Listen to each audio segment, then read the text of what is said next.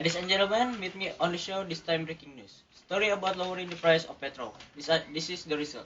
Saudara-saudara sekalian, apakah kalian ingin rakyat Indonesia menjadi sengsara? Tidak! Apakah ini pemerintah yang Anda inginkan? Untuk dari itu, harga BBM sekarang sudah naik. Ya! Anjing kepala balik. Oi, turunkan harga BBM! Turunkan harga BBM! Turunkan harga BBM! Turunkan harga BBM! Turunkan harga BBM! Turunkan harga BBM! Residents held demonstration in front of the presidential to demand fuel price increase are very disturbing residents.